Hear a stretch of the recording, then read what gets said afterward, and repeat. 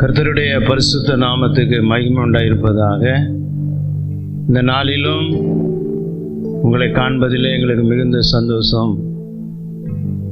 தேவனுடைய பிரதான கிருபையினாலே ஆண்டவர் நம்முடைய வீடுகளிலே நாம் ஆராதித்து தேவனை மகிமைப்படுத்தும்படி கர்த்தர் நமக்கு கிருபை செய்திருக்கிறார்.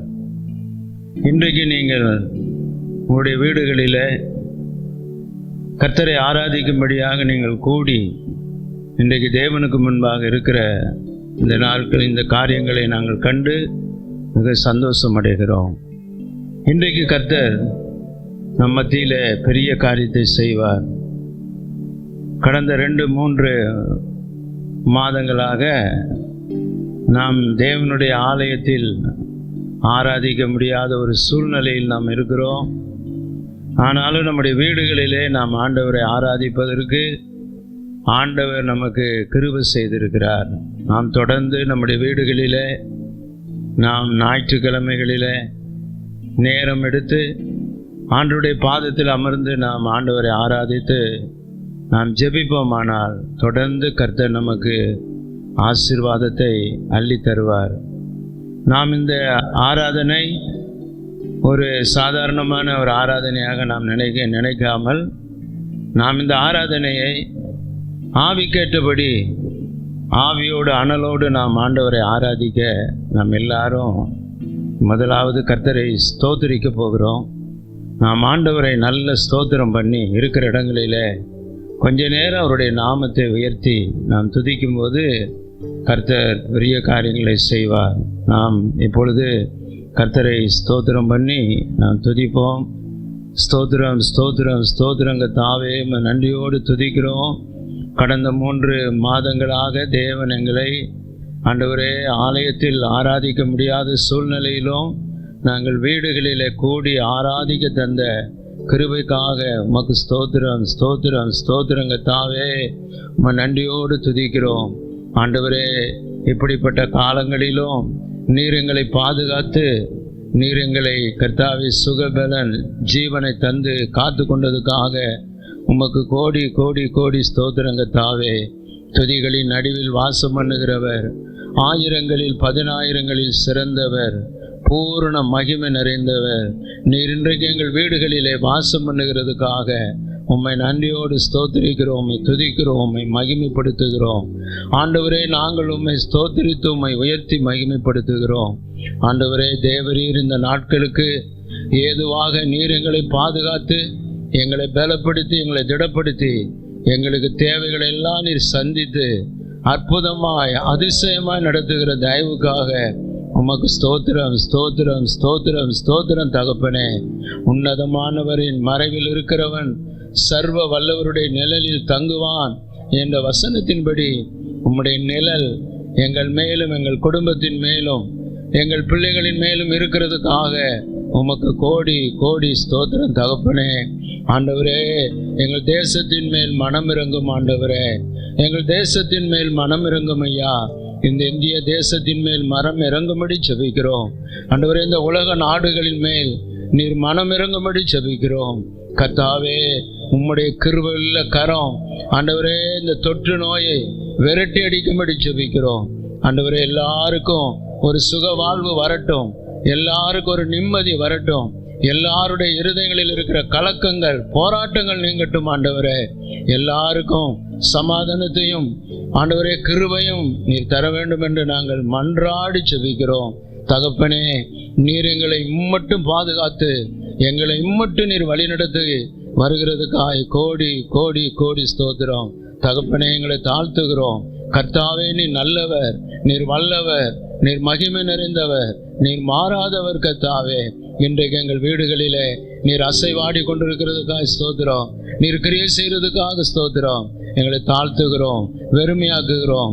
வசனத்தை எங்களுக்கு ஆசீர்வதித்து தாரும், பாடுகிற பாடல்களை எங்களுக்கு ஆசீர்வதித்து தாரும். ஆண்டவரே எங்களுக்கு நல்ல ஒரு ஆவிக்குரிய அனலை கொடுக்கும்படி ஜெபிக்கிறோம். தகப்பனே எங்களை தாழ்த்துகிறோம், வெறுமையாக்குகிறோம், ஒப்பு கொடுக்கிறோம். இயேசு கிறிஸ்துவின் நாமத்தில் ஜெபிக்கிறோம் நல்ல பிதாவே. ஆமேன் ஆமேன் ஆமேன் ஆமேன். நாம் இப்பொழுதும் கர்த்தருக்கு மகிமையாக நாம் ஆண்டவருடைய பாடல்களை நாம் கேட்க போகிறோம். நாம் எல்லாரும் ஒருமித்து நாம் பாடல்களை பாடி தேவனை மகிமைப்படுத்துவோம். தேவன் நம்மை ஆசீர்வதிப்பாராக. ஆமென். ஸ்தோத்திர ஆண்டவரே, உம்மை துதிக்கிறோம், ஸ்தோத்திரிக்கிறோம், நன்றி செலுத்துகிறோம். பரலோக தேவனே, உம்மை நாங்கள் ஆராதிக்கிறோம், உம்மை மகிமைப்படுத்துகிறோம்.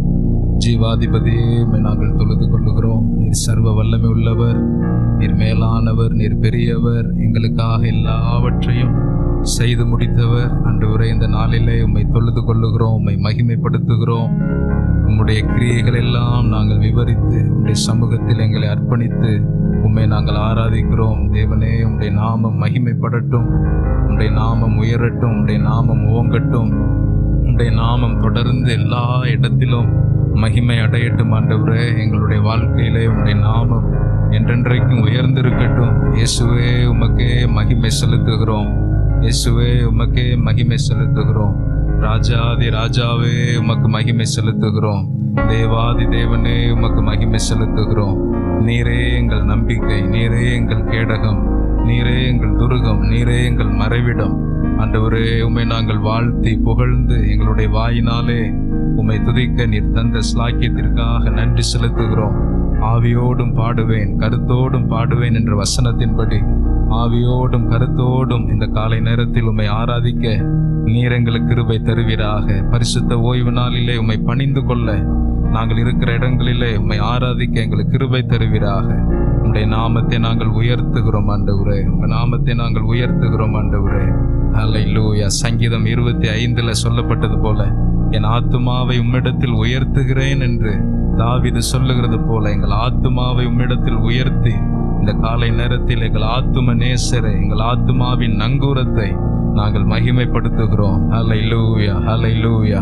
சங்கீதம் 103 சொல்லப்பட்டது போல, என் ஆத்துமாவே கர்த்தர் செய்த சகல உபகாரங்களையும் நீ மறவாதே என்று சொன்னது போல, ஆத்துமாவே நீ எல்லா உபகாரங்களையும் மறவாதே என்று கட்டளையிட்டு நாங்கள் உம்மை ஆராதிக்கிறோம் ஆண்டவரே. ஸ்தோத்திரம், ஸ்தோத்திரம், ஸ்தோத்திரம், ஸ்தோத்திரம், ஸ்தோத்திரம். ஹல்லேலூயா, ஹல்லேலூயா. என் ஆத்துமாவே கர்த்தரை ஸ்தோத்தரி, என் முழு உள்ளமே பரிசுத்த நாமத்தை ஸ்தோத்தரி. என் ஆத்துமாவே கர்த்தரை ஸ்தோத்தரி. சீயோனில் வாசம் செய்யும் பரிசுத்த தேவனே, சீயோனில் வாசம் செய்யும் உன்னத தேவனே, கூப்பிடும் போது கனிவாய் பதிலளிப்பீ, கூப்பிடும் போது கனிவாய் பதிலளிப்பீ. சந்தோஷமே சமாதானமே என் வாழ்வில் நீரே தந்தே.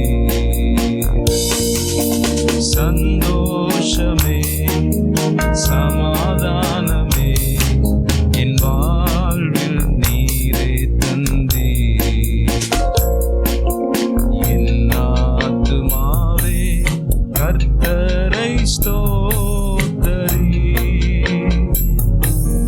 என் முழு உள்ளமே பரிசுத்த நாமத்தை ஸ்தோத்தரி. எல்லாரும் சேர்ந்து, என் ஆத்துமாவே கர்த்தரை ஸ்தோத்தரி, என் முழு உள்ளமே பரிசுத்த நாமத்தை ஸ்தோத்தரி. பாவங்களை மன்னித்தீ, என் நோய்களை சுகமாக்கினீ. பாவங்களை மன்னித்தீ, என் நோய்களை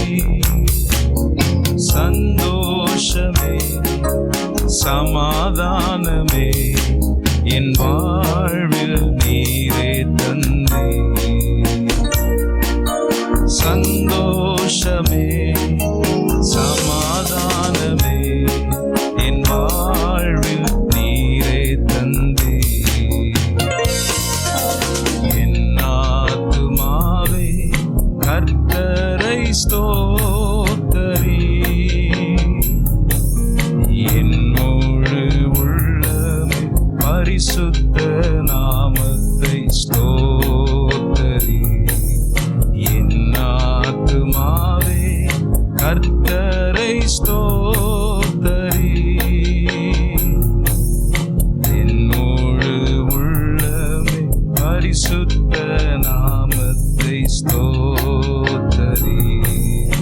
என் ஆத்துமாவே கர்த்தரை ஸ்தோத்தரி. ஹல்லேலூயா, ஹல்லேலூயா. நம்முடைய ஆத்துமாவை தேவனிடத்தில் உயர்த்துவது ஒரு உண்மையான ஆராதனைக்கு சமமாய் இருக்கிறது. ஆத்துமாவிலே நீர் எனக்கு பலன் தந்து உம்மை துதிக்கும் புது பாடல்களை என் ஆவிலே தருகிறீர். என் ஆத்துமாவுக்கு நன்றாய் தெரியும் நீர் என்னுடைய நேசர் என்று பக்தர்கள் சொல்லுகிறது நாம் பார்க்கிறோம். சங்கீதம் 42 தாவீது கதறி சொல்லுகிற வார்த்தை, மானானது நீரோடைகளை வாஞ்சித்து கதறுவது போல தேவனே என் ஆத்துமா உம்மை வாஞ்சிக்கிறது. ஜீவனுள்ள தேவன் மேல் என் ஆத்துமா தாகமா இருக்கிறது. அவருடைய ஆலயத்தின் மேல் என்னுடைய ஆத்துமா தாகமா இருக்கிறது. இன்றைக்கு ஆண்டவர் நம்மை நினைத்து பார்க்கிற ஒரு விஷயம், நம்முடைய ஆத்துமாவில் நாம் எந்த அளவுக்கு தேவனை வாஞ்சித்து முழு இருதயத்தோடு முழு ஆத்துமாவோடு அவரிடத்தில் அன்பு கூறுகிறோம் என்பதை கத்திருந்த காலை நேரத்தில் நம்முடைய வாழ்க்கையில் எதிர்பார்க்கிறார். என் ஆத்துமா அவரை பாடும், அவரை துதிக்கும்.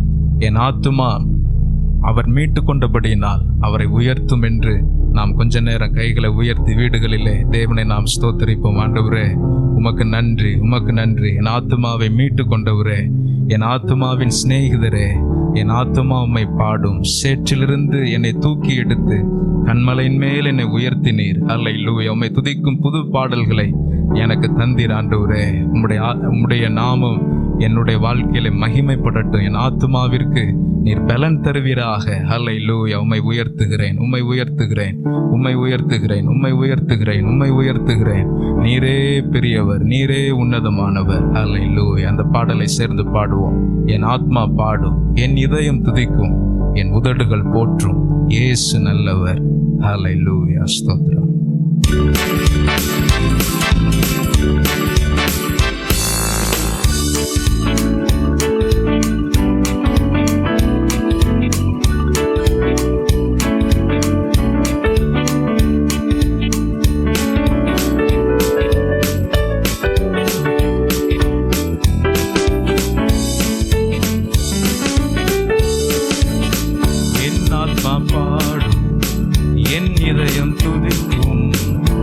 உதடுகள் போற்றும்.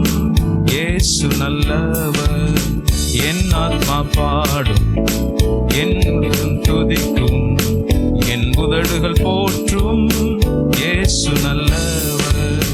ஹல்லேலூயா, ஹல்லேலூயா, ஹல்லேலூயா, ஹல்லேலூயா, ஹல்லேலூயா, ஹல்லேலூயா.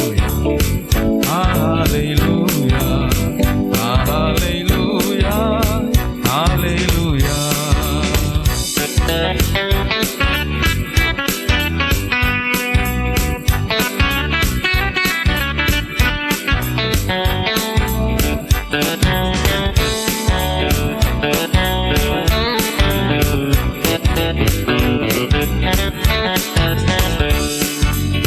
சேற்றில் வீழ்ந்த என்னை கரத்தால் தூக்கி எடுத்தார். நாற்றமெல்லாம் மாற்றினார், இரத்தத்தாலே கழுவினார். சேற்றில் இருந்த என்னை கரத்தால் தூக்கி எடுத்தார். நாற்றமெல்லாம் மாற்றினார், இரத்தத்தாலே கழுவினார். இயேசுவே என் ஆண்டவர், இயேசுவே என் இரட்சகர், இயேசுவே என் மீட்பர், இயேசுவே என் ராஜா, இயேசுவே என் ஆண்டவர், இயேசுவே என் இரட்சகர், இயேசுவே என் மீட்பர், இயேசுவே என் ராஜா. என் ஆத்மா பாடும், என் இதயம் துதிக்கும், என் உதடுகள் போற்றும். இயேசு நல்லவர். என் ஆத்மா பாடும், என் இதயம் துதிக்கும், என் உதடுகள் போற்றும். இயேசு நல்லவர்.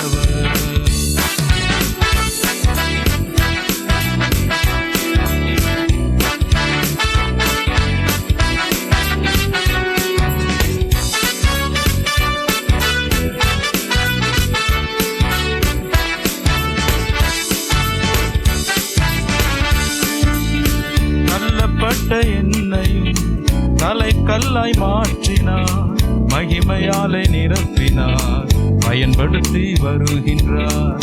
தள்ளப்பட்ட என்னையும் தலை கல்லாய் மாற்றினார், மகிமையாலே நிரப்பினார், பயன்படுத்தி வருகிறார். இயேசுவே என் ஆண்டவர், இயேசுவே என் இரட்சகர், இயேசுவே என் மீட்பர், இயேசுவே என் ராஜா, இயேசுவே என் ஆண்டவர், இயேசுவே என் இரட்சகர், இயேசுவே என் மீட்பர், இயேசுவே என் ராஜா. என் ஆத்மா பாடும், என் இதயம் துதிக்கும், என் உதடுகள் போற்றும், இயேசு நல்லவர். என் ஆத்மா பாடும், என் இதயம் துதிக்கும், என் உதடுகள் போற்றும், இயேசு நல்லவர். கைகளை தட்டி நல்லா இருக்கிற இடத்துல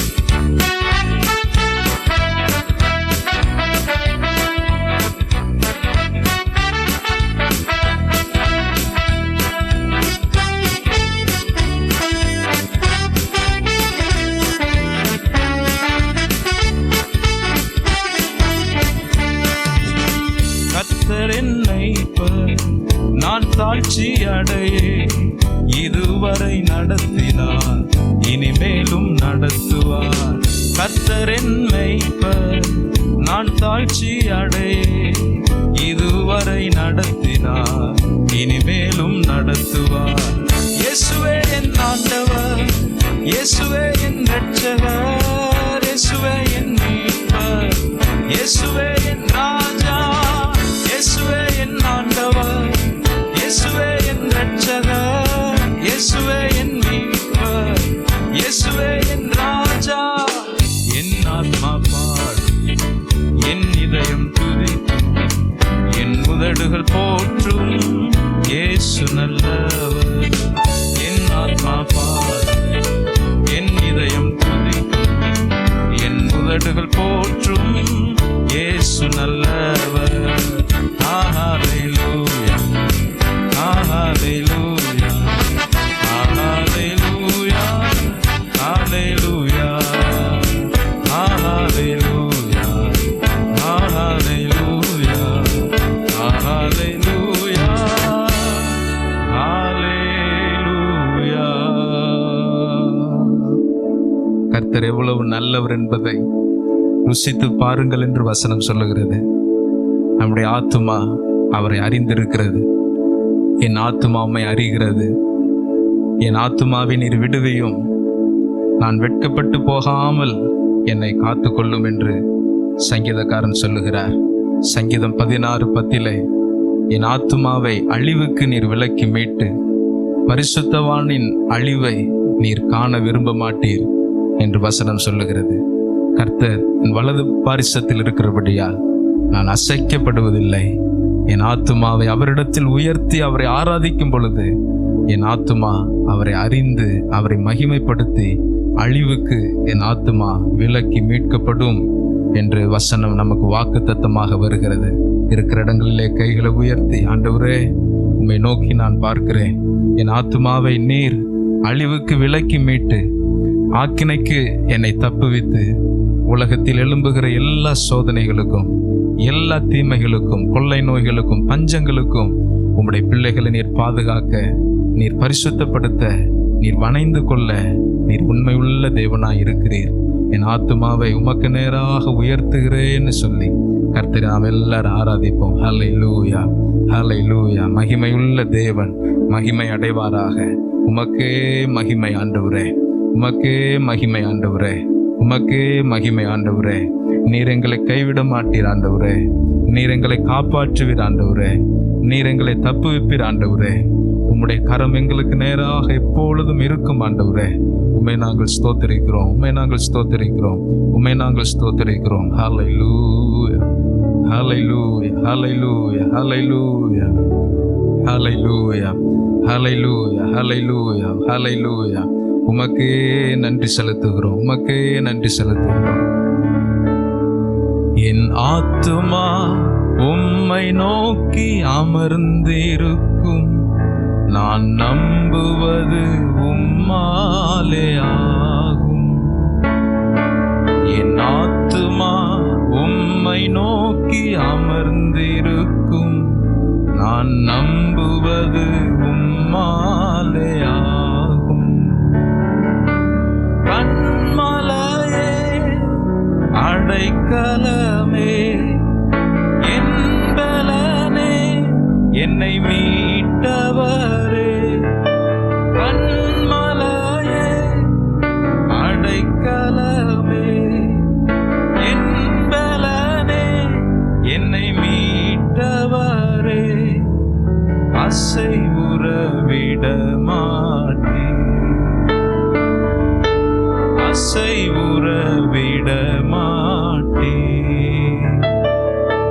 என் ஆத்துமா உம்மை நோக்கி அமர்ந்திருக்கும். நான் நம்புவது உம்மாலே ஆகும். என் ஆத்துமா உம்மை நோக்கி அமர்ந்திருக்கும். நான் நம்புவது உம்மாலே ஆகும். எக்காலத்திலும் உம்மை நம்பிடுவே. என் இதயத்தை உம்மிடம் ஊற்றிடுவே. எக்காலத்திலும் உம்மை நம்பிடுவே. என் இதயத்தை உம்மிடம் ஊற்றிடுவே. அசைவுற விட மாட்டீர், என்னை அசைவுற விட மாட்டீர். என் ஆத்துமா உம்மை நோக்கி, என் ஆத்துமா உம்மை நோக்கி அமர்ந்திருக்கும். நான் நம்புவது உம்மாலே ஆகும். என் ஆத்துமா உம்மை நோக்கி அமர்ந்திருக்கும். நான் நம்புவது உம்மாலே ஆகும். கிருபையும் மகிமையும் நிறைந்தவரே, சமயத்தில் தக்க பலன் அளிப்பவரே. கிருபையும் மகிமையும் நிறைந்தவரே, சமயத்தில் தக்க பலன் அளிப்பவரே. அசைவுற விட மாட்டீர், என்னை அசைவுற விட மாட்டீர். என் ஆத்துமா, என் ஆத்துமா உம்மை நோக்கி அமர்ந்திருக்கும். நான் நம்புவது உம்மாலே ஆகும். என் ஆத்துமா உம்மை நோக்கி அமர்ந்திருக்கும். நான் நம்புவது உம்மாலே ஆகும். என் ஆத்துமா உம்மை நம்பி இளைப்பாறிடும். நான் நம்புவது உம்மாலே ஆகும். என் ஆத்துமா உம்மை நம்பி இளைப்பாறிடும். நான் நம்புவது உம்மாலே ஆகும். அசைவுற விட மாட்டீர். எல்லாரும் சேர்ந்து என்னை அசைவுற விட மாட்டீர், என்னை அசைவுற விட மாட்டீர், என்னை அசைவுற விட மாட்டீர். என் ஆத்துமா, என் ஆத்துமா உம்மை நோக்கி அமர்ந்திருக்கும். நான் நம்புவது உம்மாலே ஆகும். என் ஆத்துமா உம்மை நோக்கி அமர்ந்திருக்கும். நான் நம்புவது உம்மாலே ஆகும். கண்மலையே, கண்மலையே, அடைக்கலமே, என் பலனே, என்னை காப்பவரே. கண்மலையே, அடைக்கலமே, என் பலனே, என்னை காப்பவரே. அசைவுற விட மாட்டேன், என்னை அசைவுற விட மாட்டேன், என்னை அசைவுற விட மாட்டேன். என் ஆத்துமா, என் ஆத்துமா உம்மை நோக்கி அமர்ந்திருக்கும். நான் நம்புவது உம்மாலே ஆகும். என் ஆத்துமா உம்மை நோக்கி அமர்ந்திருக்கும், நம்புவது உம்மாலே ஆகும். ஹல்லேலூயா. நம்முடைய ஆத்துமா தேவனை தொடர்ந்து மகிமைப்படுத்தட்டும்.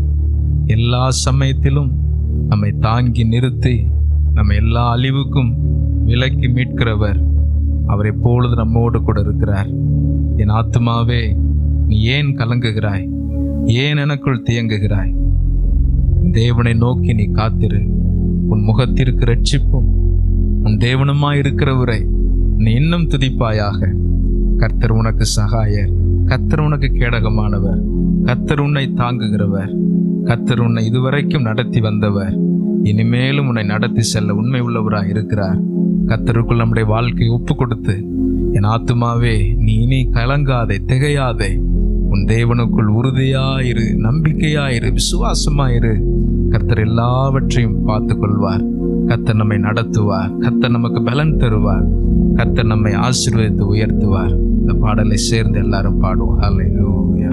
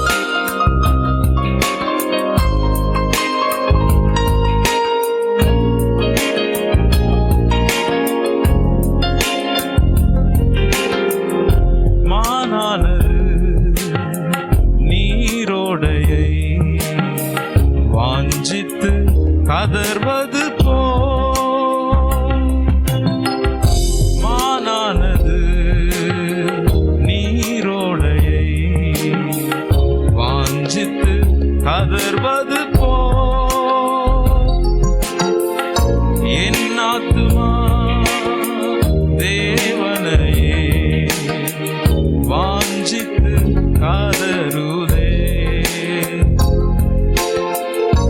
என் ஆத்துமா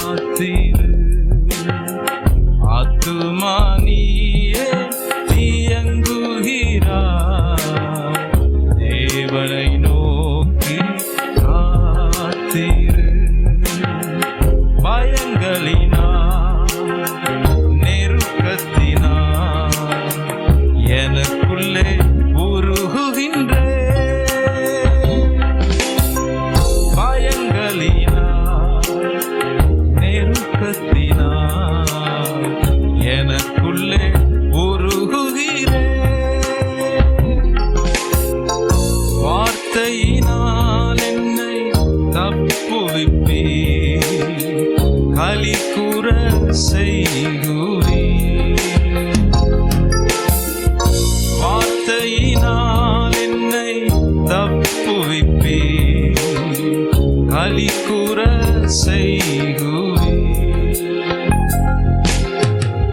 ஆத்துமானியே கலங்குகிறார், தேவனை நோக்கி காத்திரு.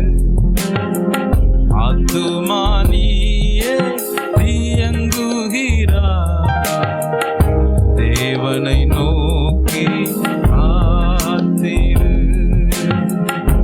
என் பலனே, என் கோட்டையே, நான் நம்பும் கேடகமே. என் பலனே, என் கோட்டையே, நான் நம்பும் கேடகமே.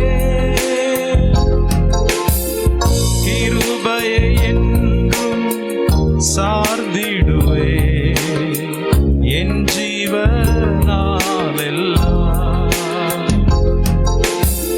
கிருபையை என்றும் சார்ந்திடுவே, என் ஜீவனாலெல்லாம்.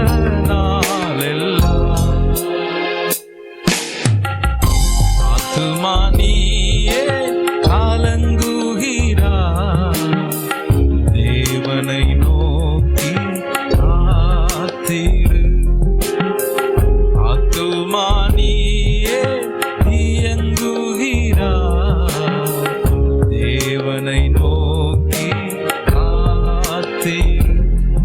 உன் தேவன் என்றென்றும் கைவிடுவதில்லை, உன் இரட்சகர் என்றும் உன்னை மறப்பதில்லை. உன் தேவன் என்றென்றும் கைவிடுவதில்லை, உன் இரட்சகர் என்றும் உன்னை மறப்பதில்லை. பரலோக பிதாவே, இந்த ஆராதனையில் இணைந்திருக்கிற உம்முடைய பிள்ளைகளை நீர் உம்முடைய பிரசன்னத்தினாலே தொடர்ந்து நிறைத்து, தேவனை உம்முடைய நாமத்தை உம்முடைய ஜனத்தின் நடுவே மகிமை அடையும்படி செய்யும். சீக்கிரத்தில் ஆலயங்கள் திறக்கப்பட்டு ஜனங்கள் திரள் திரளாய் வந்து உம்மை ஆராதித்து தேசத்தின் பலனை புசிக்க, தேசத்தை நன்மையினால் ஆசீர்வாதங்களினால் நிரப்ப உம்முடைய ஜனத்திற்கு நீர் பலத்தை கட்டளையிடும். தெய்வீக கிருபையும் தெய்வீக ஆளுகையும் தொடர்ந்து சபைகளையும் ஊழியர்களையும் நடத்தட்டும், பலப்படுத்தட்டும். இயேசுவின் நாமத்தின் பிதாவே, ஆமென்.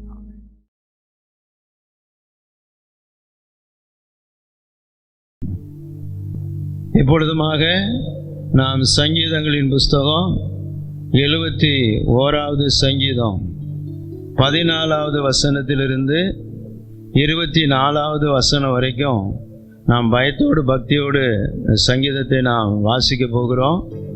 கர்த்தருடைய ஆராதனையின் ஒரு முக்கியமான ஒரு பகுதி நாம் சங்கீதத்தை வாசித்து தேவனை தொழுது கொள்வது. இப்பொழுதும் பழைய ஏற்பாட்டின் புஸ்தகம் 213வது பக்கம் 71ஆம் சங்கீதம் 14வது வசனத்தை நான் வாசிக்கிறேன். என்னோடு சேர்ந்து நீங்கள் இந்த வசனங்களை வாசிக்கும்படி அன்பாய் கேட்டுக்கொள்கிறேன். தயவு செய்து உங்கள் வேதத்தை நீங்கள் எடுத்து 71ஆம் சங்கீதத்தை எடுத்துக்கொள்ளும்படி அன்பாய் கேட்டுக்கொள்கிறேன். தயவு செய்து எடுங்க. என்னோடு சேர்ந்து நீங்கள் ஒருமித்து வாசித்து தேவனை மகிமைப்படுத்துங்க. கர்த்தர் உங்களை அளவில்லாமல் ஆசீர்வதிப்பார். 71ஆம் சங்கீதம் 14வது வசனம். நானும் எப்பொழுதும் நம்பிக்கொண்டிருந்து மென்மேலும் உம்மை துதிப்பேன். என் வாய் நாள்தோறும் உமது நீதியையும் உமது இரட்சிப்பையும் சொல்லும். அவைகளின் தொகையை நான் அறியேன். கர்த்தராகிய ஆண்டவருடைய வல்லமையை முன்னிட்டு நடப்பேன். உம்முடைய நீதியை பற்றி மேன்மை பாராட்டுவேன். தேவனே, என் சிறு வயது முதல் எனக்கு போதித்து வந்தீர். இதுவரைக்கும் உம்முடைய அதிசயங்களை அறிவித்து வந்தேன். இப்பொழுதும் தேவனே, இந்த சந்ததிக்கு உமது வல்லமையையும் வரப்போகிற யாவருக்கும் உமது பராக்கிரமத்தையும் நான் அறிவிக்கும் அளவும் முதிர் வயதும் நரைமயிரும் உள்ளவனாகும் வரைக்கும் என்னை கைவிடாராக. தேவனே, உம்முடைய நீதி உன்னதமானது, பெரிதானவைகளை நீர் செய்தீர். தேவனே, உமக்கு நிகரானவர் யார்? அநேக இக்கட்டுகளையும் ஆபத்துகளையும் காணும்படி செய்த என்னை நீர் திரும்பவும் உயிர்ப்பித்து திரும்பவும் என்னை பூமியின் பாதாளத்திலிருந்து ஏற பண்ணினீர். என் மேன்மையை பெருக பண்ணி என்னை மறுபடியும் தேற்றினீர்.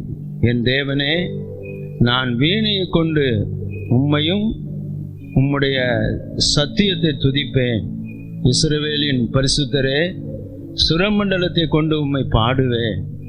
நான் பாடும்போது என் உதடுகளும் நீர் மீட்டு கொண்ட என் ஆத்துமாவும் கெம்பீரித்து மகிழும்.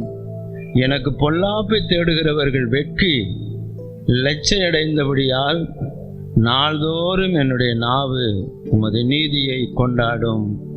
ஆமென். கர்த்தருடைய பரிசுத்த நாமத்துக்கு மகிமை உண்டாயிருப்பதாக. இப்பொழுதுமாக நாம் ஆண்டவருடைய வார்த்தையை கேட்க போகிறோம். ஒவ்வொரு ஞாயிற்றுக்கிழமையும் நாம் காலை 8 மணிக்கு நாம் தேவனுடைய வார்த்தையை நாம் கேட்டு வருகிறோம். நம்முடைய சபையில் இருக்கிற எல்லா தேவனுடைய பிள்ளைகளுக்காகவும் மற்ற அங்கங்கு இருக்கிற எல்லா தேவ ஜனங்களுக்காகவும் தேவனை அறியாத மக்களுக்காகவும் எல்லாருக்காகவும் நாம் இதை பிரயாசம் எடுத்து ஒவ்வொரு ஞாயிற்றுக்கிழமையும் நாம் இந்த பிரசங்கங்களை செய்து வருகிறோம். ஒவ்வொரு ஞாயிற்றுக்கிழமையும் ஆண்டவர் உங்களோடு பேசுகிறார். நீங்கள் அந்த வேத வசனத்தை நீங்கள் நன்கு தியானித்து வேத வசனத்தை நீங்கள் ஆழமாக நீங்கள் கற்று அந்த வசனத்தின் மேல் நீங்கள் உறுதியாக இருந்து ஆண்டவரை உண்மையாய் நீங்கள் பற்றி கொள்வீர்களானால் நீங்கள் பாக்கியமுள்ளவர்களாக இருப்பீர்கள். இன்றைக்கும் கர்த்தர் நம்மோடு பேசுகிற அந்த வார்த்தைக்கு நாம் செவி கொடுப்போம், ஜெப சிந்தையோடு இருப்போம், ஆண்டவருடைய வார்த்தையை கேட்போம். தேவன் நம்மை அளவில்லாமல் ஆசீர்வதிப்பாராக. மத்தேயு எழுதின சுவிசேஷம் 17ஆம் அதிகாரம் முதல் 4 வசனங்கள் இப்படி எழுதப்பட்டிருக்கிறது. 6 நாளைக்கு பின்பு இயேசு பேதுருவையும் யாக்கோபையும் அவனுடைய சகோதரனாகிய யோவானையும் கூட்டிக் கொண்டு தனித்திருக்கும்படி உயர்ந்த மலையின் மேல் போய் அவர்களுக்கு முன்பாக மறுரூபமானார்.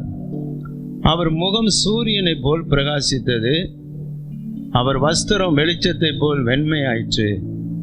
அப்பொழுது மோசேயும் எலியாவும் அவரோடு கூட பேசுகிறவர்களாக அவர்களுக்கு காணப்பட்டார்கள்.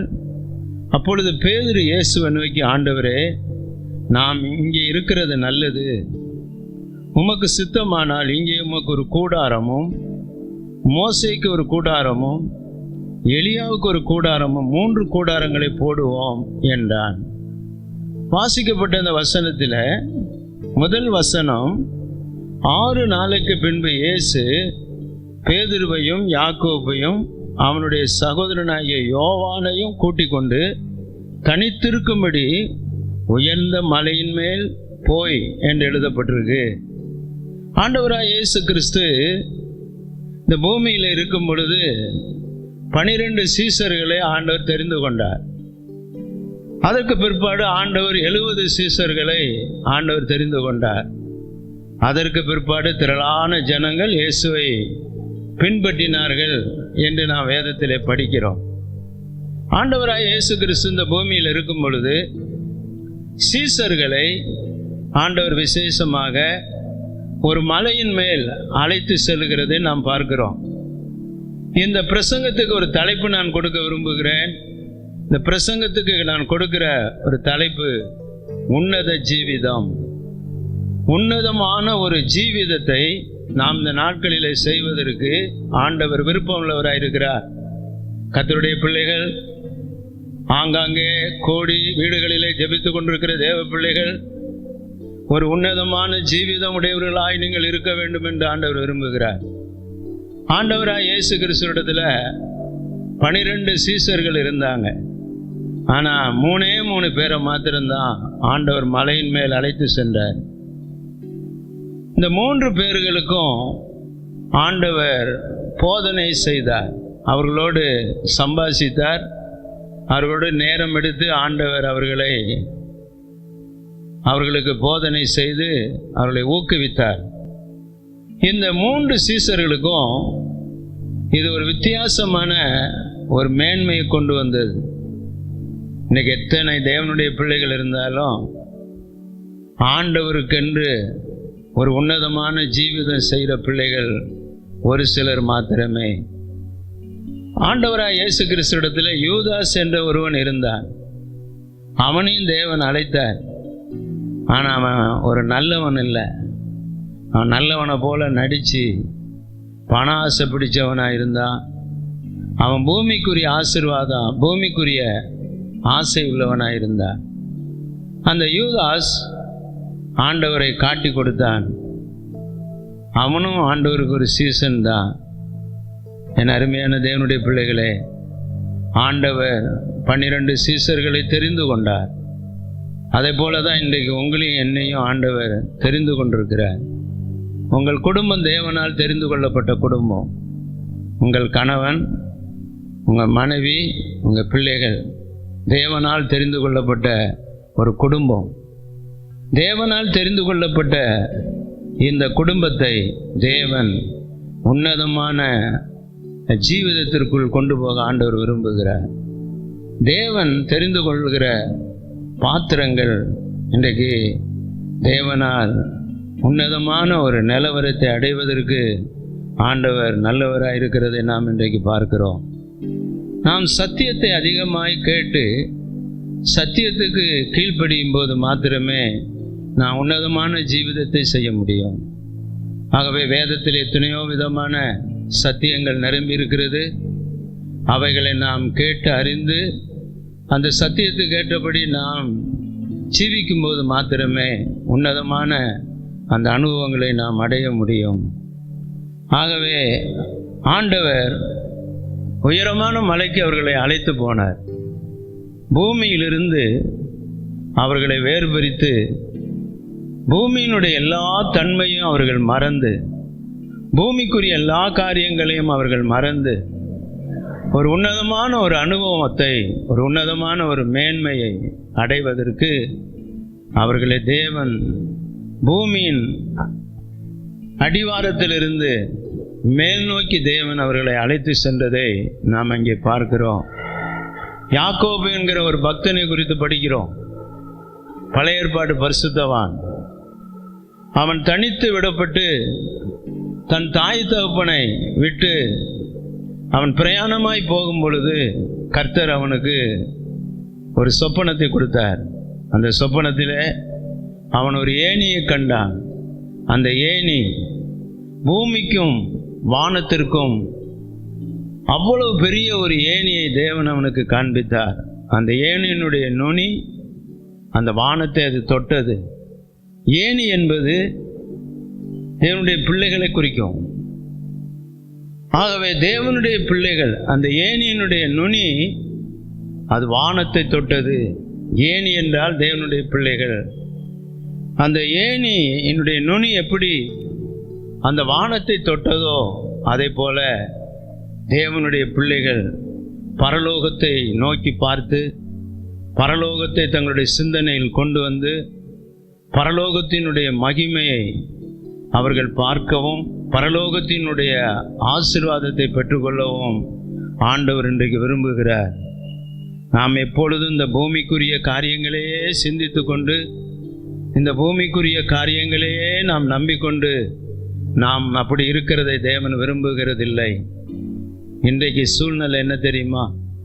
இன்றைக்கு இருக்கிற சூழ்நிலை ஒவ்வொருவரும் தங்களுடைய ஜீவனை எப்படி பாதுகாத்து கொள்ள முடியும், தங்களுடைய ஜீவனை எப்படி பாதுகாத்து இந்த உலகத்தில் வாழ முடியும் என்று அறியாதபடி இன்றைக்கு தடுமாறி தத்தளித்து ஒரு பயத்தினால் பிடிக்கப்பட்டவர்களாக இன்றைக்கு அநேகர் தடுமாறி கொண்டிருக்கிற இந்த காலகட்டத்தில் உடைய வீட்டை தேடி வந்திருக்கிற ஆண்டவர் சீசர்களை உயரமான மலைக்கு அழைத்து சென்றது போல இந்த பூமிக்குரிய எல்லா விதமான நிலவரத்திலிருந்து உன்னை தேவன் பிரித்து ஒரு உன்னதமான ஒரு ஜீவிதம் உன் வாழ்க்கையில் உண்டாகும்படி உன்னுடைய இருதயத்தில், உன்னுடைய மனதில், உன்னுடைய வாழ்க்கையில் ஒரு மாற்றத்தை தேவன் கொண்டு வருவதற்கு ஆண்டவர் இன்றைக்கு இப்படிப்பட்ட அனுபவத்துக்குள்ளே நம்மை நடத்துகிறார்.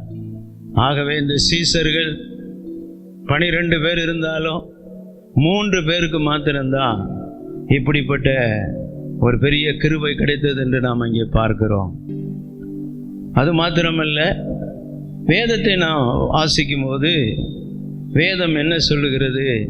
கொலேசியருக்கு எழுதின நிருபம் 3ஆம் அதிகாரம் 1வது வசனத்தில், நீங்கள் கிறிஸ்துவோடு கூட எழுந்தது உண்டானால் கிறிஸ்து தேவனுடைய வலது பார்சத்தில் வீற்றிருக்கிற இடத்தில் உள்ள மேலானவைகளை நாடுங்கள். மேலானவைகளை நாடுங்கள். கொலேசியர் 3:1 நம்ம அப்படி படிக்கிறோம். எபேசியர் 2:7 நாம் படிக்கும்போது, கிறிஸ்து இயேசுவுக்குள் நம்மை அவரோடு கூட எழுப்பி உன்னதத்தில் அவரோடு உட்கார செய்தார் என்று எழுதப்பட்டிருக்கிறது. உன்னதம் உன்னதம் உன்னதம் என்று நாம் இங்கே படிக்கிறோம். ஆண்டவர் நம்மை எப்பொழுதுமே இம்மைக்குரியவர்களாக நம்மை ஆண்டவர் வைக்காம மறுமைக்குரியவர்களாக, நித்திய ஜீவனுக்குரிய ஆசீர்வாதத்தை பெறுகிறவர்களாக தேவன் நம்மை மாற்றுகிறார். ஒரு உன்னதமான ஒரு ஜீவிதத்தை நமக்கு கொடுப்பதற்கு தேவன் நல்லவராக இருக்கிறார். நீங்கள் திறந்த மனதோடு, ஒரு திறந்த எண்ணத்தோடு, முற்றிலுமாக நீங்கள் பரிசுத்த ஆவியில நிரம்பி நீங்கள் தேவனை ஸ்தோத்தரித்து தேவனை உண்மை உத்தமத்தோடு நீங்கள் நினைப்பீர்களானால், அந்த பரிசுத்த ஆவியானவர் உங்கள் மேல் இறங்குவாரானால், நிச்சயமாய் தேவன் இந்த பூமிக்குரிய காரியங்களை அல்ல, மேலானதை நாடுகிற பரிசுத்தவான்களை நம்மை தேவன் மாற்றுவார். இஸ்ரவேல் ஜனங்களை தேவன் வழிநடத்தி வந்தபோது இஸ்ரவேல் ஜனங்க வனாந்தர வழியாக நடந்து வந்ததை நாம் பார்க்கிறோம். வனாந்தரம் என்பது மண் நிறைந்த இடம். அந்த மண் நிறைந்த இடத்துல அவங்க வந்தாங்க. ஆனால் அவங்களுடைய தேவைகள் எப்படி சந்திக்கப்படும், தேவைகள் எப்படி நமக்கு நிறைவேறும் என்று ஒரு பயத்தோடு கலக்கத்தோடு தான் அவங்க வந்தாங்க. ஆனால் அவர்களோடு வந்த கர்த்தர் உன்னதமான நிலைமையில அவர்களை வழி நடத்தினார் என்று நாம் வேதத்தில் படிக்கிறோம். அது ஆச்சரியம், அது அதிசயம். என் அருமையான தேவனுடைய பிள்ளைகளே, 3 சீசர்களை தேவன் தன்னோடு கூட அழைத்து அவர் தன்னோடு கூட சேர்த்து கொண்டு அவர்களை மலையின் மேல் கொண்டு போன அந்த காட்சி உங்கள் கண்களுக்கு இருக்கட்டும். இன்றைக்கு சில குடும்பங்களை ஆண்டவர் தன்னோடு இணைத்து அவர் தன்னோடு கூட வைத்து கொண்டு அவர்களை ஒரு உன்னதமான அனுபவத்துக்குள்ளே அவர்களை நடத்த ஆண்டவர் சித்தமுள்ளவராயிருக்கிறார். அங்கே நாம் பார்க்கிறோம், 3 சீசர்கள் மாத்திரம்தான் ஆண்டவரோடு அந்த மலை மேல் போனதை நாம் இங்கே பார்க்கிறோம். இந்த 3 சீசர்களை குறித்து நான் உங்களுக்கு சில காரியங்களை சொல்ல விரும்புகிறேன். முதலாவது நாம் இங்கே பார்க்கிறது பேதுருவை குறித்து பார்க்கிறோம். இந்த பேதுருவை குறித்து பார்க்கிறோம். பேதுரு, யாக்கோபு, யோவான், இந்த 3 பேரும் தான் ஆண்டவரோடு மலை மேலே ஏறி போனாங்க. இன்றைக்கு ஞாயிற்றுக்கிழமை, இன்னைக்கு கையில் பைபிளும் கிடையாது, பாட்டு புத்தகம் கிடையாது, ஜெபம் கிடையாது. இன்றைக்கி சில பேர் அங்கேயும் இங்கேயுமா ஓடி அலைஞ்சி வாழ்க்கையில் எப்பொழுதும் ஒரு வெறுமையே சந்தித்து கொண்டு எப்பொழுதும் ஒரு துக்கமாக வேதனையாக இன்றைக்கி அநேகர் இருந்தாலும், கர்த்தருடைய பிள்ளைகள் நீங்கள் நேரம்பட்ட நேரத்தில் ஞாயிற்றுக்கிழமை குடும்பமாக நீங்கள் அமர்ந்து கர்த்தரை நீங்கள் உண்மையாக தேடி அவரை கனம் பண்ணுற இந்த ஆசீர்வாதம் உங்களுக்கு கிடைச்சிருக்குன்னா அது எவ்வளோ பெரிய பாக்கியம், அது எவ்வளோ பெரிய சிலாக்கியம். இன்றைக்கு திரளான ஜனங்களுக்கு நடுவில் பிரசங்கம் பண்ணாட்டினாலும் வெறும் மைக்கை வச்சு ஆலயத்தில் யாருமே இல்லாமல், ஆனால் ஒரு நம்பிக்கையோட இந்த செய்தி எல்லாரும் கேட்பாங்க, இந்த செய்தியை கேட்டு எல்லாரும் கர்த்தர் பக்கமாக திரும்புவாங்க, அவங்க ஆசீர்வதிக்கப்படுவாங்கங்கிறதான ஒரு நிலையோடு இன்றைக்கு இந்த பிரசங்கத்தை செய்கிற கிருபையை கடவுள் எனக்கு தந்தார். ஆண்டவர் இப்படிப்பட்ட ஒரு பெரிய சிலாக்கியத்தை எனக்கு ஆண்டவர் தந்ததை நினைத்து நான் கர்த்தரை மகிமைப்படுத்துகிறேன். அப்போ 3 பேர் மாத்திரம்தான் ஆண்டவரோடு மலைக்கு போனாங்க. அந்த 3 பேரில் முதலாவது நம்ம பார்க்குறது பேதுருவை பார்க்குறோம். இந்த பேதுருன்னு சொல்லும்போது அவன் மேலே ஆண்டவருக்கு ஒரு நம்பிக்கை இருந்தது. பேதுரு மேலே நம்பிக்கை இருந்தது. அதனால தான் பாதாளத்துக்கும் பரலோகத்துக்குள்ள தெருவுகோலை கர்த்தர் அவன் கையில் கொடுத்தார். பேதுரு ஆண்டவர் ரொம்ப நம்பினார். அதனால தான் ஆண்டவர் அவனை அதிகமாக ஊக்குவித்து அவனை ஆண்டவர் தைரியப்படுத்தி அவன் கண்ணீரை துடைத்து அவனை ஆண்டவர் மேன்மைப்படுத்தினார். பேதுருக்குள்ள ஒரு நம்பிக்கை இருந்தது. என் அருமையான சகோதரனை சகோதரியே, உன்னுடைய பார்வையில் ஒரு நம்பிக்கை இருக்கணும். உன் நடத்தையில் நீ நடந்து போகிற எல்லா வழிகளிலும் நீ தேவனை நம்பணும். நீ நடந்து போகும்போது தேவனை நம்பி தான் நீ நடந்து போகணும். அப்போ தான் உனக்கு நீ நடந்து போகிற பாதையில் உனக்கு தேவையான எல்லா ஆசீர்வாதத்தையும் கர்த்தர் உனக்கு தருவார். ஆண்டவர் மேல் நம்பிக்கை வைத்து நடக்கிறவர்களாகவும் ஆண்டவர் மேல் நம்பிக்கை வைத்து பார்க்கிறவர்களாகவும் ஆண்டவர் மேல் நம்பிக்கை வைத்து அவர்களை நினைவுறுகிறவர்களாகவும் நாம் இருக்க வேண்டும். நம்முடைய பார்வை, நடத்தை, நினைவுகள் தேவனுடைய நம்பிக்கைக்குரியதாக இருக்கணும். அப்படி இருக்குதா? நீங்கள் அப்படி இருக்கிறீங்களா? உங்களுக்கு ஆண்டவர் மேலே நம்பிக்கை உண்டா? இன்னைக்கு நீங்கள் தேவனை நம்புறீங்களா? ஆண்டவரை நீங்கள் நம்பி என்னெல்லாம் செய்கிறீங்க? ஆண்டவர்கிட்ட நம்பி நீங்கள் எதெல்லாம் பெற்றுக்கொள்கிறீங்க? கடவுள் மேலே உங்களுக்கு இருக்கிற நம்பிக்கையினுடைய அகலம், நீளம், உயரம் எவ்வளவு? தேவன் மேல் உள்ள ஒரு நம்பிக்கை நம்ம மேலே, நமக்குள்ள அது எப்பொழுது இருந்துக்கிட்டே இருக்கணும். பேதுரு தேவன் மேல் நம்பிக்கை உள்ளவனாக இருந்தான். அந்த நம்பிக்கையை குறித்து நான் உங்களுக்கு சொல்ல வேண்டுமானால் வேதத்திலிருந்து சில காரியங்களை நான் உங்களுக்கு சொல்ல விரும்புகிறேன். உங்கள் கையில் வேத புஸ்தகம் இருந்தால் 644வது பக்கம், யோபுவின் புஸ்தகம் 14ஆம் அதிகாரம் 7வது வசனம், 8வது வசனம், 9வது வசனம். இதில் என்ன எழுதியிருக்குன்னு கேட்டிங்கன்னா, கடவுள் மேலே நமக்கு ஒரு நல்ல நம்பிக்கை வர வேண்டும் என்பதற்காக யோபுவின் புஸ்தகத்தில் இப்படி எழுதப்பட்டிருக்கு.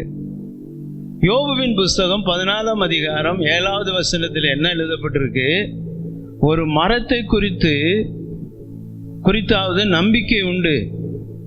அது வெட்டி போடப்பட்டாலும் திரும்பவும் தலைக்கும், அதன் கிளை துளிர்க்கும் என்று எழுதப்பட்டிருக்கு. ஒரு மரத்தை வெட்டி போடுறாங்க, வெட்டின மரம் அதோடு செத்துரும் அப்படின்னு தான் நம்ம நினைக்கிறோம். ஒரு மரத்தை வெட்டும்போது இந்த மரம் ரொம்ப நாள்பட்ட மரம், ரொம்ப வருஷத்துக்குள்ள மரம், ஐயோ அதை வெட்டிட்டாங்க, அது வெட்டி அது நிலத்தில் விழுந்துருச்சுன்னு நினைக்கிறோம். அந்த யோபுவின் புஸ்தகம் 14ஆம் அதிகாரம் 8வது வசனத்தை படிக்கும்போது, அதன் வேர் தரையில பழையதாகி அதன் அடிக்கட்டை மண்ணில் செத்தாலும், பார்த்தீங்களா, அந்த மரத்தினுடைய அதனுடைய வேர் தரையில பழசா போய் வெட்டி போட்ட மரம் அப்படியே கிடக்குது. எப்போவோ வெட்டின மரம், அந்த வேரெல்லாம் அப்படியே பழசா போயிடுச்சு. அந்த கட்டையெல்லாம் அந்த கட்டையெல்லாம் என்ன பண்ணிட்டாங்க, வெட்டி தனியாக போட்டிருக்காங்க. ஆனால் 14வது அதிகாரம் 9வது வசனம் என்ன சொல்லுதுன்னு கேட்டால், இதை தான் நீங்கள் நல்லா பார்க்கணும். தண்ணீரின் வாசனையினால் அது துளிர்க்கும். அங்கே தண்ணீரின் வாசனையினால் அது துளிர்க்கும், அது இளமரம் போலாகி கிளை விடும்னு எழுதியிருக்கு. அது தண்ணீரின் வாசனையினால் அது துளிர் விடும். இளங்கிளை இருக்கு பாருங்க, புதுசா ஒரு கிளை வருது பாருங்க. அது போல அந்த மரம் ஒரு பசுமையா, ஒரு மகிமையான மரம் மாறும் அப்படின்னு சொல்லப்பட்டிருக்கு. ஒரு மரத்துக்கு இவ்வளவு ஒரு காரியம் இருக்குமானால், மரத்தை விட கடவுள் மனுஷனை மேல நினைக்கிற. ஒரு மரத்தை வெட்டி, ஒரு மரம் அது பூமியில அது விழ தள்ளப்பட்டாலும், அதனுடைய கட்டைகள் எல்லாம் தனித்தனியா இருந்தாலும், அது வேறு அது நாள்பட்டதா இருந்தாலும், ஆனா அதுல ஒரு துளிர் விடுகிறது இருக்கு. அந்த மரத்துக்கு ஒரு உயிர் மறுபடியும் கொடுக்கிறதுக்கு கர்த்தர் நல்லவராக இருக்கிறார். அதை தான் இந்த யோபு புஸ்தகத்தில் படிக்கிறோம். அந்த மரம் மறுபடியும் எப்படி வெட்டப்பட்ட மரம், காய்ந்து போன வேருள்ள அந்த மரம் எப்படி அது துளிர்விடுகிறது, அது எப்படி இளங்கிளையை போல் மாறுகிறது என்று சொன்னால், ஆவியானவர் ஒரு ரகசியத்தை எழுதுகிறார். தண்ணீரின் வாசனையினால் அது துளிர்க்கும். தண்ணீரின் வாசனை என்பது வேத வசனம். தண்ணீரின் வாசனை என்பது கர்த்தருடைய வார்த்தை. கர்த்தருடைய வார்த்தை எந்த மனுஷனுக்குள் இருக்கிறதோ, தேவனுடைய வார்த்தையின் மேல் எந்த மனுஷனுக்கு நம்பிக்கை இருக்கிறதோ, கர்த்தருடைய வார்த்தையின் மேல் எந்த ஒரு மனிதன் நம்பிக்கை உள்ளவனாய் ஜீவிக்கிறானோ, அவன் துளிர்க்கிற மனிதனாய் இருப்பான். அவன் செத்து போன நிலையில் இருந்தாலும் அவனுக்குள்ளே ஒரு துளிரை கர்த்தர் கொண்டு வந்து அவனை உயிர்ப்பிக்கிற தேவனாய் நம்முடைய தேவன் இருக்கிறார். நம்முடைய தேவன் செத்து போன மரத்தை துளிர்விட செய்கிற தேவனாய் இருக்கிறார். அதைத்தான் எபிரேயருக்கு நிருபம் 6ஆம் அதிகாரம் 7வது வசனம் 8வது வசனத்தை நீங்கள் வாசிப்பீர்களானால் ஒரு நிலத்தை குறித்து சொல்லப்பட்டிருக்கிறது. எபிரேயருக்கு நிருபம் 6ஆம் அதிகாரம் 7, 8 2 நிலங்களை குறித்து ஆண்டவர் சொல்லுகிறார். தன்மேல் அடிக்கடி மழை பெய்யப்பட்டு காலத்துக்கேற்ற பயிரை கொடுக்கிற நிலம் ஆசீர்வதிக்கப்பட்டது என்றும், தன்மேல் பொழிகிற மழையை, அந்த மலையினுடைய ஆசீர்வாதத்தை பெற்றும் முள்ளுகளையும் முள் பூண்டுகளையும் கொடுக்கிற நிலம் சபிக்கப்பட்டது என்று எழுதப்பட்டிருக்கிறது. நம்பிக்கை உள்ள மனிதன் ஆசீர்வதிக்கப்படுவான். கர்த்தர் மேல் நம்பிக்கை இல்லாதபடி உலக பிரகாரமாக ஜீவிக்கிற மனிதன் சாபத்துக்கு ஏதுவானவனாக மாறிவிடுவான். ஆகவே தேவன் மேல் நம்பிக்கை நமக்கு அவசியம். கடவுளை நம்புங்க. இந்த கொள்ளை நோய் உங்களை ஒன்றும் பண்ணாது. கொள்ளை நோய் எங்கள் வீட்டை தொடாது. பஞ்சம் உங்களை ஒன்றும் பண்ணிடாது. பசியினால நீங்கள் செத்துட மாட்டீங்க. வறுமை உங்கள் குடும்பத்தில் தாண்டவம் ஆடாது. கர்த்தர் மேல் நம்பிக்கையா இருங்க. கர்த்தர் மேல் நம்பிக்கையா இருங்க. அடிக்கடி ஜெபம் பண்ணுங்க. பைபிளை நல்லா படிங்க. ஆவியில நிரம்புங்க. நம்பிக்கையை வேற எது மேலேயும் கொண்டு போயிடாதீங்க. நம்பிக்கையை நீங்க ஒரு மனுஷன் மேலேயோ அல்லது ஒரு காரியத்து மேல் வைக்காதீங்க. உங்க நம்பிக்கை கர்த்தர் மேல். நீங்க நம்புகிற நம்பிக்கை வசனத்தின் மேல், நீங்க நம்புகிற நம்பிக்கை பரிசுத்த ஆவியின் மேல். இந்த நம்பிக்கை தான் முக்கியம். அந்த நம்பிக்கை குறித்து நாம் நிறைய படிக்கலாம். இந்த கால வேளையில் கர்த்தர் உங்களோடு பேசுகிறார். பேதுரு ஆண்டவர் மேல் நம்பிக்கை உள்ளவனாக இருந்தார். 2வது, நான் வேதத்தில் படிக்கும்போது யாக்கோபை குறித்து நாம் படிக்கிறோம். இந்த யாக்கோபு குறித்து நான் சொல்லும் பொழுது விசுவாசம், யாக்கோபு என்று சொன்னால் விசுவாசம். இந்த விசுவாசம் ரொம்ப முக்கியம். நம்முடைய வாழ்க்கையில் தேவன் நாம் எப்பொழுதும் விசுவாசத்தோடு இருக்க வேண்டும் என்று ஆண்டவர் விரும்புகிறார். விசுவாசம் உள்ளவர்களை எப்படி நாம் கண்டுபிடிக்கலாம்? விசுவாசத்தை குறித்து நிறைய பேசலாம், நிறைய காரியங்கள் இருக்கு. நான் விசுவாசத்தை குறித்து ஒரு சில காரியத்தை நான் உங்களுக்கு சொல்ல விரும்புகிறேன். விசுவாசம் உள்ளவர்கள் தங்களுக்கு ஆசீர்வாதமாக இருப்பாங்க. யார்கிட்ட அதிகமாக விசுவாசம் இருக்கு அவங்க ரொம்ப ஆசீர்வாதமாக இருப்பாங்க. நீங்கள் பார்த்து ஆச்சரியமாக இருக்கு, என்ன அவங்க இவ்வளோ ஆசீர்வாதமாக இருக்காங்க, உங்களுக்கு எப்படி இவ்வளோ ஒரு நல்ல ஒரு ஆசீர்வாதம் அவங்களுக்கு எப்படி கிடைக்கிது அப்படின்னு பார்த்தீங்கன்னா அவங்களுக்குள்ள நல்ல விசுவாசம் இருக்கும். கர்த்தர் மேலே அவங்களுக்கு அவ்வளோ விசுவாசம் இருக்கும். அதனால தான் அவங்களுக்கு ஒரு ஆசீர்வாதம் இருந்துக்கிட்டே இருக்கும். அவங்க கடவுள் மேலே அதிக விசுவாசம் வைக்கிறதுனால அவங்களுக்கு நல்ல ஆசீர்வாதம் இருக்கும். அதே நேரத்தில் அவங்கள நீங்கள் நல்லா கவனித்து பார்த்தீங்கன்னா மற்றவங்களுக்கு அவங்க ஆசீர்வாதமாக இருப்பாங்க. அவங்களுக்கு அவங்க ஆசீர்வாதமாக இருப்பாங்க, மற்றவங்களுக்கும் அவங்க ஆசீர்வாதமாக இருப்பாங்க. விசுவாசம் உள்ளவங்க, விசுவாசம் உள்ளவங்க இந்த நிகழ்காலமானாலும் எதிர்காலமானாலும் கவலைப்பட மாட்டாங்க. நிகழ்காலத்தில் என்ன நடக்குமோ ஏது நடக்குமோ, நாளைக்கு என்ன நாளான்னைக்கு என்ன, அந்த கவலையெல்லாம் இருக்காது. விசுவாசம் இன்றைக்கும் நாளைக்கும் நாளைக்கு மறுநாளும் உன்னை நடத்தும்.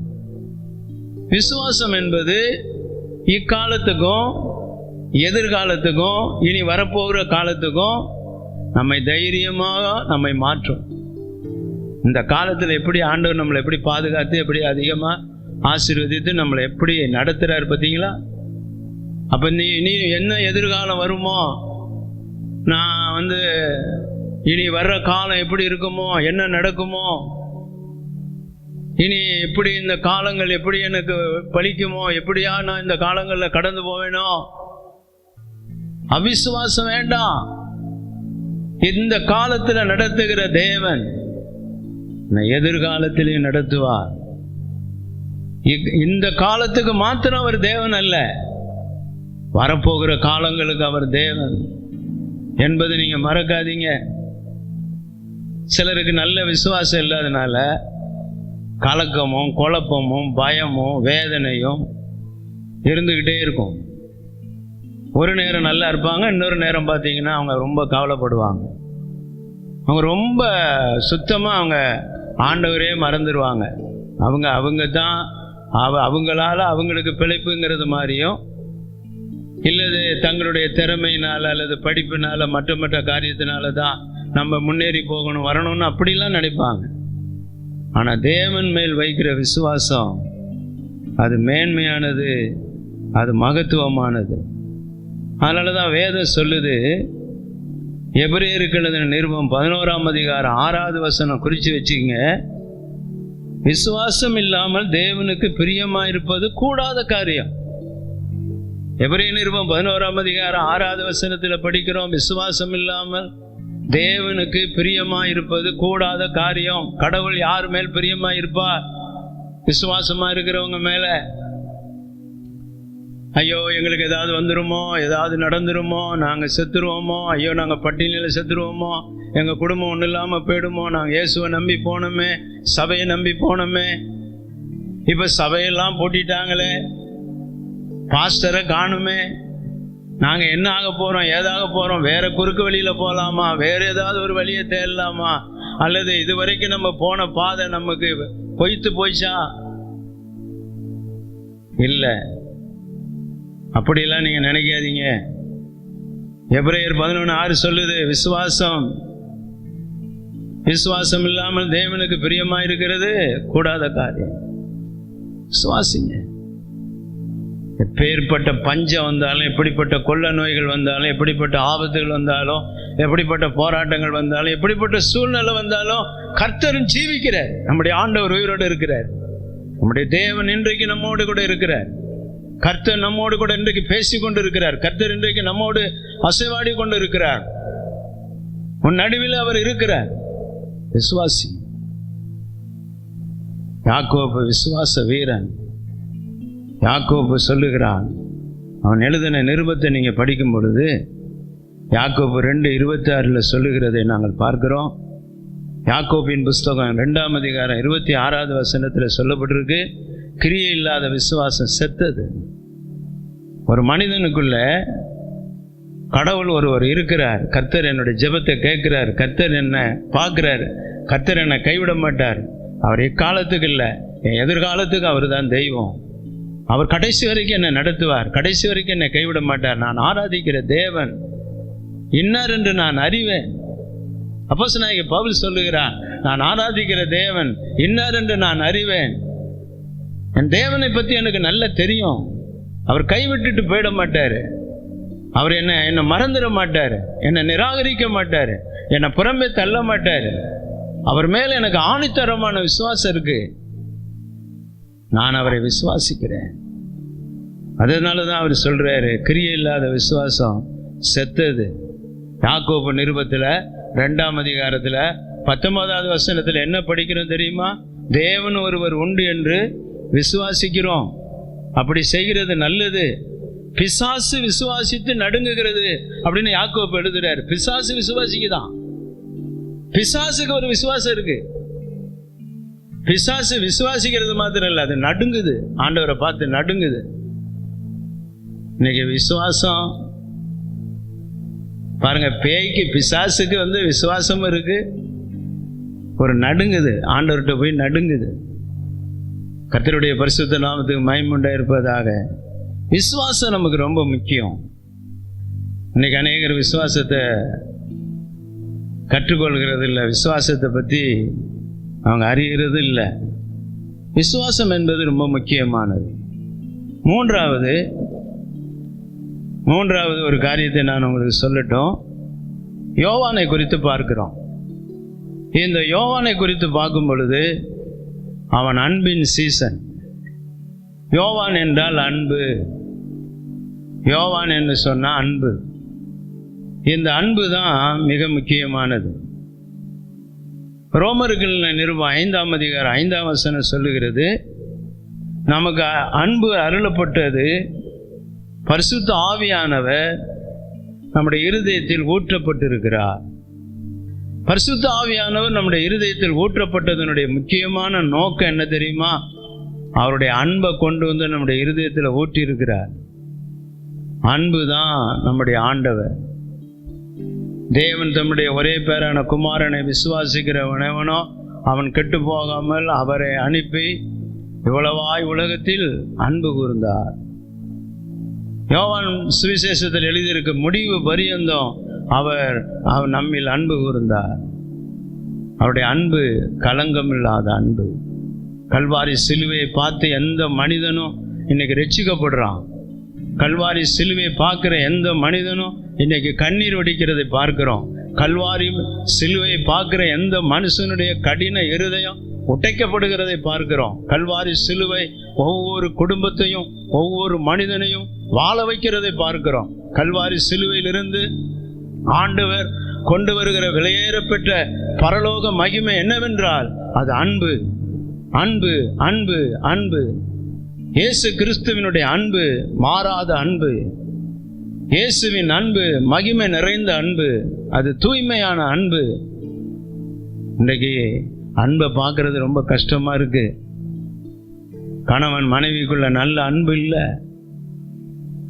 பெத்த தாய் தம் பிள்ளை மேல அன்பு பாராட்ட தெரியல. கண்டிக்க தான் தெரியுது, அடிக்க தெரியுது, திட்ட தெரியுது. பிள்ளை மேல அன்பு செலுத்த முடியல, தெரியல.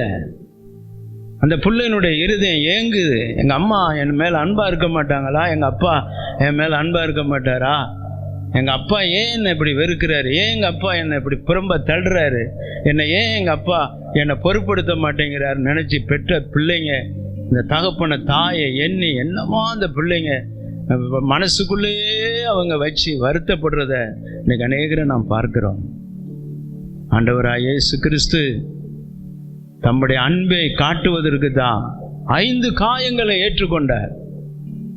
ஆண்டவராய் இயேசு கிறிஸ்துனுடைய உடலிலே 5 விதமான காயங்களை நாம் பார்க்கிறோம். இந்த கொடூரமான காயம் அவருக்கு ஏற்பட்டதனுடைய காரணம் கிறிஸ்து அவருடைய பிள்ளைகள் மேல் வைத்த அன்பின் நிமித்தம். இயேசு ஏன் அவர்களை மலையின் மேல் கொண்டு போகிறார்? ஏன் அவர்களுக்கு ஒரு உன்னதமான ஜீவிதத்தை ஆண்டவர் கொண்டு வருகிறார்? இன்னைக்கு ஒவ்வொரு ஆண்டவருடைய பிள்ளைகளையும் ஆண்டவர் இன்றைக்கு மறுரூபமாக்கி கொண்டு இருக்கிறார். இன்னைக்கு வித்தியாசமான ஆசீர்வாதங்களை நிரப்புகிறார். காரணம் என்ன? அன்பு. அன்புதான் முக்கியம். அன்பை நாம் அதிகமாக நம்முடைய வாழ்க்கையில பெற்றுக்கொள்ளணும். 120 சீசர்கள் மேல் வீட்டு கூரையில காத்திருந்தாங்க. பரிசுத்த ஆவியானவர் இறங்கி வந்தார். ஆவியானவர் ஊற்றப்பட்டார். அவங்க நவமான பாஷையை பேசினாங்க. அவங்களுடைய நாக்கு என்னவா மாறிச்சு தெரியுமா? அன்பை பேசுகிற நாக்கா மாறிச்சு. பரிசுத்த ஆவியில ஒருத்தவங்க நிரம்பி பேசுறாங்கன்னு சொன்னா அவங்க அன்பு அதிகமா பேசுவாங்கன்னு அர்த்தம். சண்டை போடுறதும், குறை சொல்றதும், குற்றம் கண்டுபிடிக்கிறதும், இல்லாத பல்லாத தூண்டி விடுறதும். சில ஆள் என்ன பண்ணுவான், நேரடியா போய் சில ஆளை எதிர்க்க மாட்டான். தூண்டி விட்டுட்டு இவன் ஒரு இடத்துல உட்காந்துக்குவான். ஒரு ஆளை போய் நேராக போய் பேச மாட்டான், பயம் அடிச்சிருவானு மட்டும் தூண்டி விட்டுருவான். ஆனால் பார்த்தீங்கன்னா நேராக பேசும்போது அன்பாக பேசுகிற மாதிரி பேசுவான். அன்புக்கு களங்கம் உண்டாக்குற ஆட்கள் இன்னைக்கு கிறிஸ்தவத்தில் பெருகிறாங்க.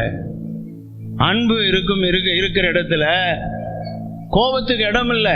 அன்பு இருக்கிற இடத்துல சினத்துக்கு வேலை இல்லை. ஒரு மனிதனுக்குள்ள கிறிஸ்துவின் அன்பு இருந்தால் அவன் கோபப்பட மாட்டான்.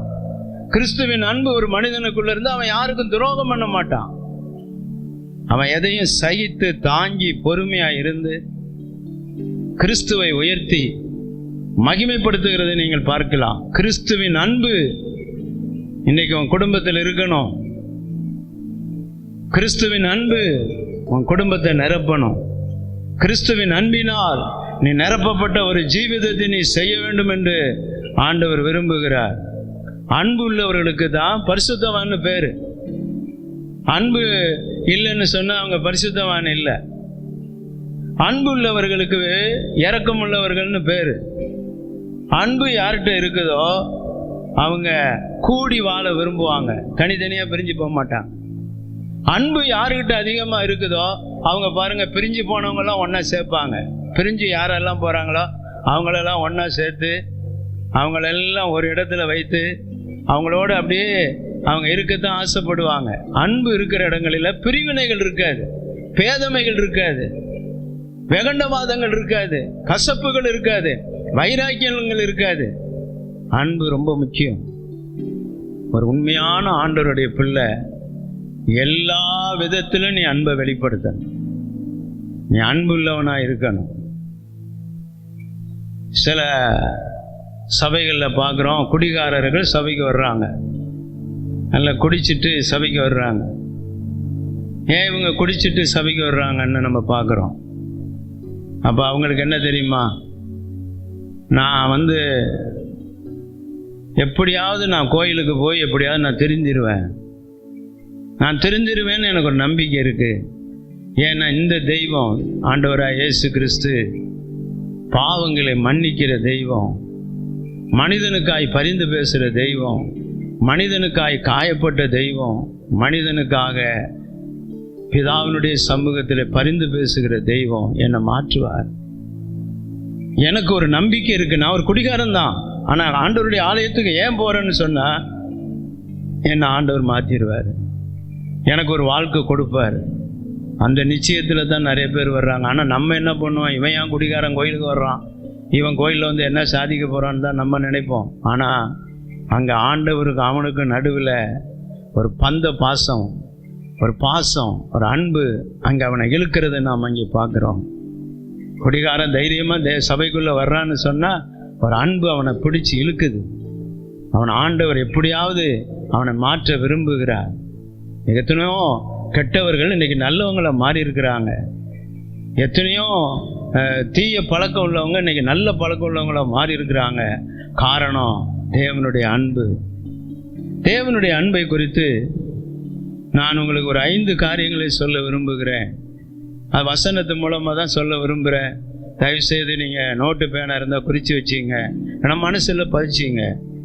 உபாகமத்தின் புஸ்தகம் 30ஆம் அதிகாரம் 20வது வசனத்தில், உன் தேவனாகிய கர்த்தரில் அன்பு கூர்ந்து அவர் சத்தத்திற்கு செவி கொடுத்து அவரை பற்றி கொள்வாயாக, அவரே உனக்கு ஜீவனும் தீர்க்க ஆயுளுமானவர். உனக்கு ஜீவனும் தீர்க்க ஆயுள். ரொம்ப வருஷம் இந்த உலகத்துல உயிரோடு இருந்து நீ பேரம் பேத்தியெல்லாம் பார்த்து போதும் போதும் போதுங்கிற அளவுக்கு நீ ஜீவனோடு தீர்க்க ஆயுளோடு நீ இருப்பாய் என்று சொன்னால் நீ தேவனிடத்தில் அன்பு கூறுகிறதினால் அந்த ஆசீர்வாதம் உனக்கு கிடைக்கும். ஐயோ செத்துருவோமா இந்த சாவு பயம் இருக்காது. தேவன் மேல யாரு உண்மையான அன்பு கூறுறாங்களோ அவங்க ரொம்ப நாள் இந்த பூமியில இருப்பாங்க, நல்லா இருப்பாங்க, ஆசீர்வாதமா இருப்பாங்க. அது மாத்திரமல்ல, சங்கீதக்காரன் 18ஆம் சங்கீதம் 1வது வசனத்துல சொல்றாரு, என் பலனாகிய கர்த்தாவே உண்மையில் அன்பு கூறுவேன், எனக்கு ஒரு பலன் உண்டு. ஆண்டவரே, எனக்குள்ள ஒரு பலன் இருக்கு, சம்பாதிக்கிற பலன் இருக்கு, குடும்பத்தை நடத்துற பலன் இருக்கு, இந்த கஷ்டமான சூழ்நிலை கடந்து போகிற பலன் இருக்கு. ஆண்டவரே, என்னிடத்துல தேவனுடைய பலன் இருக்கு, அந்த பலன் எனக்குள்ள கிரியை செய்து நான் ஆண்டவருக்கு ஏற்றவர்களை செய்கிறேன், தேவனை நான் மகிமைப்படுத்துறேன், நான் ஆசீர்வாதமா இருக்கிறேன். காரணம் என்னவென்றால் கர்த்தருடைய பலன் இருக்கு. நான் ஆண்டவர் மேல அன்பு கூறுறதுனால ஆண்டவர் எனக்கு பலனை கொடுக்கிறார். ஆண்டவர்கிட்ட நீ அன்பு கூர்ந்தா உனக்கு தேவையான எல்லா பலத்தையும் கர்த்தர் தருவார்.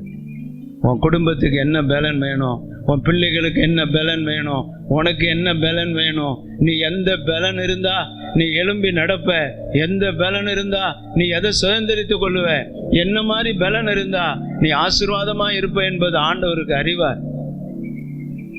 படுத்த படுக்கையா கிடந்த மனுஷனை எல்லாம் ஆண்டவர் எழுப்பினார், தொட்டார், அவருடைய பலன் போய் அவங்க மேல இறங்குச்சு.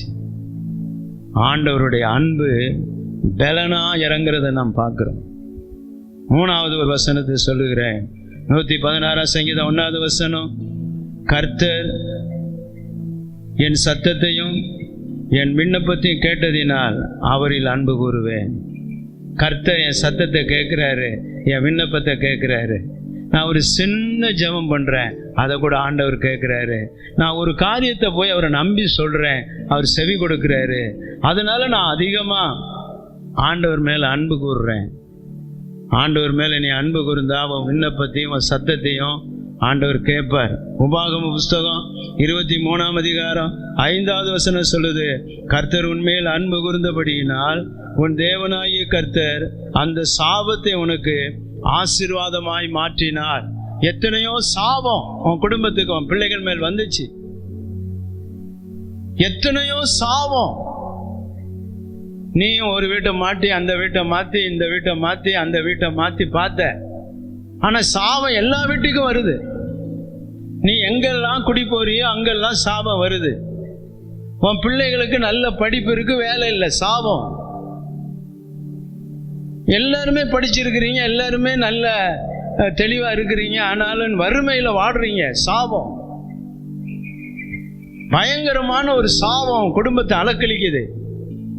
சாபம் உன்னை விட்டு போக மாட்டேங்குது. தருத்திரம், எப்ப பார்த்தாலும் தருத்திரம். சாப்பாடு இல்லை, தண்ணி இல்லை, நல்ல துணிமணி இல்லை, எப்ப பாருங்க ஒரே சண்டையும் போராட்டமும் பிரச்சனையும், குடும்பத்துல மகிழ்ச்சி இல்லை, ஆனந்தம் இல்லை, களிப்பு இல்லை. சாபம், சாபம். இந்த சாபத்தை முறிக்கிற தெய்வம் நம்முடைய தெய்வம். வேதம் சொல்லுது, உபாகம் 23:5 சொல்லுது, கர்த்தர் உன்மேல் அன்பு கூர்ந்தபடியினால் உன் தேவனாகிய கர்த்தர் அந்த சாபத்தை உனக்கு ஆசீர்வாதமாக்கினார். உன் மேல வந்த சாபத்தை கர்த்தர் அகற்றினார். ஒரு அம்பு, பிசாசு சாபங்கிற அம்ப உன் மேல குறி வச்சு அடிப்பான். ஒரு பயங்கரமான சாபங்கிறதான ஒரு அம்பை எடுத்து பிசாசு உன் பிள்ளைங்க மேல அடிக்க பார்ப்பான், உன் புருஷன் மேல, உன் மனைவி மேல அதை அடிக்க பார்ப்பான். ஆனாலும் கர்த்தர் நடுவில் வந்து நின்று அந்த அம்பை ஆண்டவர் தன் கையினால தட்டி தூக்கி எறிவார். ஆண்டவர் அந்த அம்பை தூரமா தூக்கி போட்டுருவார். உன் குடும்பத்து மேல வர இருந்த சாபம் வரல. இப்ப சொல்றேன், உன் மேல எந்த காலத்திலையும் சாபம் வராது. இனி உன் குடும்பத்துல நீ சாபத்தை பார்க்க மாட்ட, நீ ஆசீர்வாதமா தான் இருப்ப. காரணம் என்ன தெரியுமா? இன்னையிலிருந்து நீ ஆண்டவர் மேல அன்பு வைக்கணும். ஆண்டவர் மேல உனக்கு கொல்ல அன்பு இருக்கணும். அன்பு இருக்கு, அன்பு இருக்குன்னு ஊழியம் செய்யாம இருக்கக்கூடாது. அன்பு இருக்கு, அன்பு இருக்குன்னு ஊழியக்காரரை விட்டு ஓடக்கூடாது. அன்பு இருக்கு, அன்பு இருக்குன்னு கர்த்தருக்கு சோதரம் ஊழிய அழைப்பை விட்டுறக்கூடாது. அன்பு இருக்குன்னு சொல்லிட்டு நீ எந்த தியாகம் பண்ண நீ ரெடியா இருக்கணும். கடவுளுக்காக நீ எதையும் விட்டு கொடுக்கணும். கடவுளுக்காக நீ கர்த்தருக்காக எதையும் செய்யணும். அன்பு இருக்குது, அன்பு இருக்குன்னு சொன்னா நீ தியாகம் பண்ணணும். அதுதான் அன்பு. கிறிஸ்துவின் அன்பு என்னை நெருக்கி ஏவுகிறது என்று பவுல் எழுதுகிறார். கிறிஸ்துவின் அன்பு என்னை நெருக்கி ஏவுகிறது. சில பேர் சில நேரங்கள் அழுதுகிட்டே இருக்கிறாங்க. வீட்டை நினைச்சு அழுகுறாங்களா, பொண்டாட்டியை நினைச்சு அழுகுறாங்களா, பிள்ளைங்களை நினைச்சு அழுகுறாங்களா, எதிர்காலத்தை நினைச்சு அழுகுறாங்களா, பயத்தை எண்ணி அழுகுறாங்களா? இல்லை, கிறிஸ்துவின் அன்பை எண்ணி அழுகுறாங்க. என்னைக்காவது ஒரு நாள் நீ ஆண்டவரை நினைச்சு அழுதிருக்கிறியா? உன் சாபம் விட்டு போயிடும். ஆண்டவர் மேல அன்பு இருக்கணும். கடைசியா ஒன்னு நான் சொல்லி முடிக்கிறேன். 97ஆம் சங்கீதம் 10வது வசனம், கர்த்தரை அன்பு கூறுகிறவர்களே தீமையை வெறுத்து விடுங்கள். கர்த்தரில் அன்பு கூறுகிறவர்களே தீமையை வெறுத்து விடுங்கள். தீமையை வெறுத்து விடுங்கள். தீமை வேண்டாம். தீமையான எண்ணங்கள், தீமையான சிந்தனைகள், தீமையான காரியங்கள் வேண்டாம். தீமையை செய்யறதுக்கு உன் கால் விரைந்தோட வேண்டாம். தீமையை செய்யாத, அது என்னைக்கு இருந்தாலும் கெடுதல். தீமையை செய்யக்கூடாது. இந்த கண்ணு தீமையை பார்க்கக்கூடாது, இந்த வாய் தீமையானதை பேசக்கூடாது, உன் இருதயத்தில் தீமை இருக்கக்கூடாது. உன் இருதயம் ஒரு கோயிலாக இருக்கணும், உன் இருதயம் தேவனுடைய ஆலயமாக இருக்கணும். ஆண்டவர் 3 சீசர்களை தேவன் உயர்ந்த மலையின் மேல் கொண்டு போனார். அங்கே கொண்டு போய் அவர் என்ன செய்தார்? கடைசியாக ஒன்று சொல்லுகிறேன், அவர்களை ஜெபிக்கும்படி செய்தார். அவர்கள் ஜெபிக்க ஆரம்பித்தார்கள். ஜெபாவியை அவர்கள் மேல் தேவன் கொண்டு வந்தார். அவர்களுடைய வாழ்க்கையை நீங்கள் பாருங்க. அந்த பேதுரு, யாக்கோபு, யோவான், அவருடைய ஜெபத்தை நீங்கள் பாருங்க. அவருடைய ஜெப வாழ்க்கை வித்தியாசமானது. கிறிஸ்துவோடு ஒரு உன்னதமான ஜீவிதம் அவர்களுக்கு கிடைத்தது. அவர்கள் ஜெபித்தார்கள். இன்னைக்கு ஒரு நாளைக்கு 1 மணி நேரமாவது உன்னால் ஜெபிக்க முடியுமா? எல்லாம் நீங்கள் செய்கிறீங்க. காலையில் எழுந்திரிச்சதுலேருந்து படுக்கைக்கு போகிற வரைக்கும் எல்லாம் செய்கிறீங்க. ஆனால் உங்களால் ஆண்டவருடைய பாதத்தில் உட்காந்து ஒரு 1/2 மணி நேரம் 1 மணி நேரம் உன்னால் ஜெபம் பண்ண முடியுதா? ஜெபம் பண்ணணுங்கிற ஒரு உந்துதல் உனக்குள்ளே இருக்குதா? ஒரு ஜெப ஆவி உனக்குள்ளே இருக்குதா? நீ ஜெபிக்கிற மனுஷனா இருக்கிறியா? என் அருமையான தேவனுடைய பிள்ளைகளே, ஒரு உன்னதமான ஜீவிதத்தை செய்ய ஆண்டவர் 12 சீசர்கள் இருந்தாலும் 3 பேரை தெரிந்து கொண்டு ஆண்டவர் மலைக்கு கொண்டு போனார். அங்கே பேதுருவை பார்க்கிறோம், அங்கே நாம் பார்க்கிறோம், யாக்கோபை பார்க்கிறோம், யோவானை பார்க்கிறோம். அவர்களுக்குள்ளே இருந்த அந்த ஜெபத்தை நம்ம பார்க்கிறோம். என் அருமையான தேவனுடைய பிள்ளையே, இப்பொழுதும் இந்த கால வேளையில் நீங்கள் இருக்கிற இடங்களிலே கண்களை மூடி இந்த உன்னதமான ஜீவிதம், கிறிஸ்துவோடு கூட மலை ஏறுகிற அனுபவம், கிறிஸ்துவோடு கூட தனித்து இருக்கிற அந்த அனுபவம், கிறிஸ்துவோடு பேசி பழகிற அனுபவம், கிறிஸ்துவோடு கூட வாழ்கிற அனுபவம், கிறிஸ்துவோடத்தில் போய் அவரோடு ஒன்றித்திருக்கிற அந்த அனுபவம் நமக்கு தேவை. ராக்காபாலா சந்தரா மாக்கா தரலபா. இன்றைக்கு அந்த அனுபவம் நமக்கு தேவை தேவை தேவை. அருமையான சகோதரனே, சகோதரியே, கர்த்தர் உன்னை ஒரு உன்னதமான ஜீவிதத்தில் நடத்த விரும்புகிறார். உன்னுடைய துக்கம் சந்தோஷமாய் மாறும். உன் நம்பிக்கை வீண் போகாது, உன் நம்பிக்கை வீண் போகாது. நிச்சயமாய் உனக்கு ஒரு திறந்த வாசலை கர்த்தர் வைப்பார். உனக்கு ஆண்டவர் ஒரு பெரிய திட்டம் வைத்திருக்கிறார், தீர்மானம் வைத்திருக்கிறார். ஒரு காலம் வரும், நீ ஒரு சிறந்த மனிதனாய் வருவ. உன்னை கர்த்தர் மேன்மை உள்ளவனாய் மாற்றுவார், உன் குடும்பத்தை உயர்த்துவார். ஒவ்வொரு ஞாயிற்றுக்கிழமையும் இந்த செய்தியை கேளுங்க, கடவுளுடைய வார்த்தையை நீங்கள் பெற்றுக்கொள்ளுங்க. கர்த்தர் உங்களை அளவில்லாமல் ஆசீர்வதிப்பார். உங்களுக்காக நான் ஜெபிக்க விரும்புகிறேன். கண்களை மூடுங்க. மகா பரிசுத்தமுள்ள நல்ல பிதாவே, உம்முடைய குமாரனாக இயேசுவின் நாமத்தில் நாங்கள் ஜெபிக்கிறோம். வானத்தையும் பூமியும் படைத்த சர்வ வல்லமையுள்ள எங்கள் தேவனாகிய கர்த்தாவே, இந்த இக்கட்டான காலங்களிலே, இந்த கர்த்தாவே கஷ்டமான சூழ்நிலைகளிலே உம்முடைய பிள்ளைகளோடு நீர் இருந்து எல்லா விதமான கஷ்டங்களும் பிரச்சனைகளை நீ மாற்றி அவர்களை நீர் ஆறுதல் படுத்தி தேறுதல் படுத்தி தைரியத்தை கொடுத்து வழிநடத்த வேண்டும் என்று ஜெபிக்கிறோம். கர்த்தாவே, இந்த முழு தேசத்திலும் நீங்க இறங்குங்க ஆண்டவரே. இந்த முழு தேசத்திலும் ஆண்டவரே, இந்த முழு உலகத்திலையும் ஒவ்வொரு கண்டங்களிலும் ஒவ்வொரு கர்த்தாவே தேசத்திலும் நீ கிரியை செய்யும். விசேஷமாக எங்கள் இந்திய தேசத்தில், எங்கள் தமிழ்நாட்டில் ஆண்டவரே, எங்கள் தலைநகரிலே நீர் கிரியை செய்ய வேண்டும் என்று நாங்கள் ஜெபிக்கிறோம்.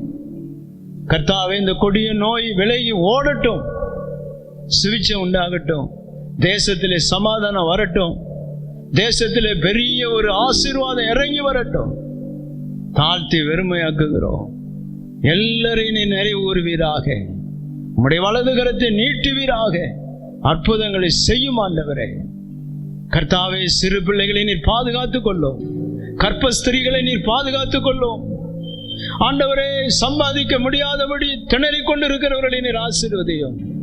வறுமையிலும் பசியிலும் பட்டியலும் கிடக்கிற மக்களை ஆசீர்வதியும். நினைத்தருளும், நினைத்தருளும் ஆண்டவரே. ஒருவரையும் நீர் விட்டு விடாதிரும், ஒருவரையும் விட்டு விலகி போகாதிரும். கிருபையாயிரும், கிருபையாயிரும். தொடும் ஆண்டவரே, ஆசீர்வதியும் ஆண்டவரே. இயேசுவின் நாமத்தில் ஜெபிக்கிறோம் நல்ல பிதாவே, ஆமென்.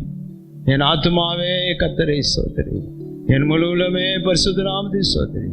என் ஆத்துமாவே கர்த்தரை ஸ்தோத்திரி, அவர் செய்த சகல உபகாரங்களையும் ஒருபோதும் மறவாதே. பிதாவாகிய தேவனுடைய அன்பும் கர்த்தராயிருக்கிற இயேசு கிருபையும் பரிசுத்த ஆவியினுடைய அன்பின் ஐக்கியம் என்றும் என்று சதா காலங்கள் நம் அனைவரோடு இருப்பதாக.